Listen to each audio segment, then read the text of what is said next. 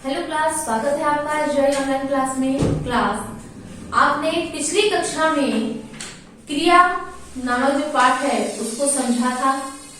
आज मैं आपको उसके आगे के पाठ जो काल है उसे समझाने जा रही हूँ। इसे ध्यानपूर्वक समझिए। बच्चों, सबसे पहले मैं आपको बताऊंगी काल की परिभाषा कि काल किसे कहते हैं।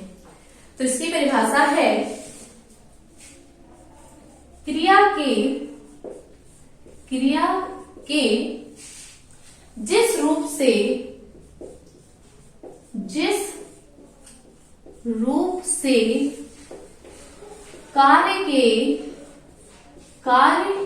के होने के समय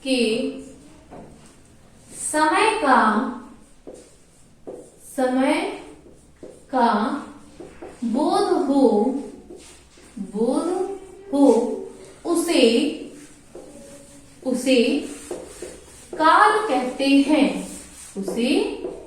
काल कहते हैं। तो फिर से इस परिभाषा को समझ लीजिए बच्चों। क्या है कि क्रिया के जिस रूप से कार्य के होने के समय का बोध हो या ज्ञान हो उसे हम काल कहते हैं। अब है बच्चों काल के भेद। तो काल के अगला टॉपिक है काल के भेद। काल के भेद कितने होते हैं बच्चों? काल के 3 भेद होते हैं। काल के 3 भेद होते हैं। कौन कौन से हैं? सबसे पहला होता है आपका वर्तमान काल। उसके बाद दूसरा होगा भूतकाल और तीसरा है भविष्यत काल। ठीक है, इस प्रकार से आपके 3 काल हुए, वर्तमान काल, भूतकाल और भविष्य काल। अब सबसे पहले हम पढ़ेंगे वर्तमान काल के बारे में। तो वर्तमान काल क्या है बच्चों? वर्तमान काल के 3 भेद होते हैं और इसकी परिभाषा क्या है कि काल को बताने वाली क्रिया से जब यह पता चलता है कि कार्य अभी हो रहा है, जब वहां वर्तमान काल होता है। जैसे मैंने खाना खा लिया या मैं खाना खा रहा हूँ। तो वर्तमान काल के 3 भेद है, सामान्य वर्तमान काल, अपूर्ण वर्तमान काल और संदिग्ध वर्तमान काल। सबसे पहले पढ़ेंगे हम सामान्य वर्तमान काल। क्रिया के जिस रूप से उसके वर्तमान काल में सामान्य रूप से घटित होने का पता चले उस काल को सामान्य वर्तमान काल कहते हैं। जैसे वह लिखता है, मैं खाना खाता हूँ। इसके बाद है अपूर्ण वर्तमान काल। क्रिया के जिस रूप से यह पता चले कि क्रिया अभी समाप्त नहीं हुई है, अभी तो चल रही है, उस काल को अपूर्ण वर्तमान काल कहते हैं। जैसे हरीश मैदान में दौड़ रहा है। इसके बाद संदिग्ध वर्तमान काल बच्चों। संदिग्ध वर्तमान काल में क्रिया के जिस रूप में वर्तमान में क्रिया के होने का संदेह हो उस काल को संदिग्ध वर्तमान काल कहते हैं। जैसे वह वहां तक पहुंचा होगा। अब इसके बाद है बच्चों भूतकाल। भूतकाल की परिभाषा क्या होगी? क्रिया के जिस रूप से कार्य के बीते हुए समय में होने का बोध हो उसे भूतकाल कहते हैं।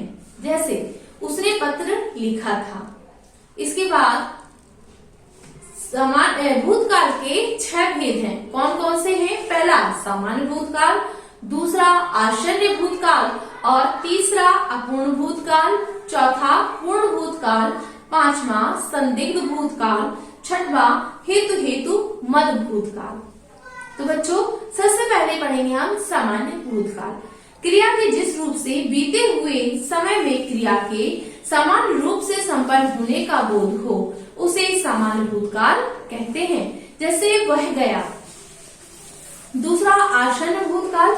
आसन्न का अर्थ है निकट, समीप। क्रिया के जिस रूप से यह पता चले कि क्रिया भूतकाल में आरंभ होकर अभी अभी समाप्त हुई है, उस काल को आसन्न भूतकाल कहते हैं, जैसे उसने खाना खा लिया है। इसके बाद तीसरा है अपूर्ण भूतकाल। क्रिया के जिस रूप से यह पता चलता है कि क्रिया भूतकाल में हो रही थी, किंतु यह नहीं पता चलता कि कार्य पूरा हुआ है या नहीं, वह काल अपूर्ण भूतकाल है। जैसे हाथी चिघाड़ रहा था। पूर्ण भूतकाल, क्रिया के जिस रूप से यह पता चले कि काम भूतकाल में ही पूरा हो चुका था, वहाँ पूर्ण भूतकाल होता है। जैसे श्याम ने पत्र पढ़ लिया था। संदिग्ध भूतकाल, संदिग्ध भूतकाल क्रिया के जिस रूप से काम के बीते हुए समय में होने के विषय में संदेह हो, वहाँ संदिग्ध भूतकाल होता है। जैसे उसने पाठ्यक्रम को पढ़ लिया होगा। इसके बाद है बच्चों हेतुमद भूतकाल। जब भूतकाल की एक क्रिया दूसरी क्रिया पर आश्रित होती है तो वहाँ पर हेतुमद भूतकाल होता है। जैसे यदि सूखा ना पड़ता तो फसल अच्छी होती। नेक्स्ट, इसके बाद है भविष्यकाल। भविष्यकाल की परिभाषा है क्रिया के जिस रूप से यह पता चले कि कार्य भविष्य में होने वाला है या किया जाने वाला है, उसे भविष्यकाल कहते हैं। जैसे वह पत्र लिखेगा, कल वर्षा होगी। इसके भी बच्चों कितने भेद बताए गए हैं? 2 भेद हैं, एक सामान्य भविष्यकाल और दूसरा संभाव्य भविष्यकाल। सामान्य भविष्यकाल क्रिया के जिस रूप से आने वाले समय का सामान्य रूप से क्रिया के होने का बोध हो, उस काल को सामान्य भविष्यकाल कहते हैं। जैसे हम दिल्ली घूमने जाएंगे, वे सिनेमा नहीं देखेंगे, मोहन नहीं लिखेगा, हम बाजार से फल लाएंगे। अब इसके बाद है संभाव्य भविष्यकाल। तो संभाव्य भविष्यकाल क्या है बच्चों? क्रिया के जिस रूप से कार्य के भविष्य में होने या किए जाने की संभावना का पता चले, वहाँ संभाव्य भविष्यकाल होता है। जैसे यदि बादल नहीं उड़े तो वर्षा हो जाएगी। अगला वाक्य है संभव है कि रात की गाड़ी से कोई आ जाए। नेक्स्ट, शायद वह पत्र लिखते ही चल पड़े। अगला वाक्य है अगर मैं कहूंगा तो वह आ जाएगा। तो संभाव्य भविष्यकाल में शायद, संभव है, अगर आदि यदि संभावित शब्दों का प्रयोग होता है। तो बच्चों आज आपने क्या पढ़ा? क्रिया के जिस रूप को कार्य के होने का समय का ज्ञान हो उसे काल कहते हैं।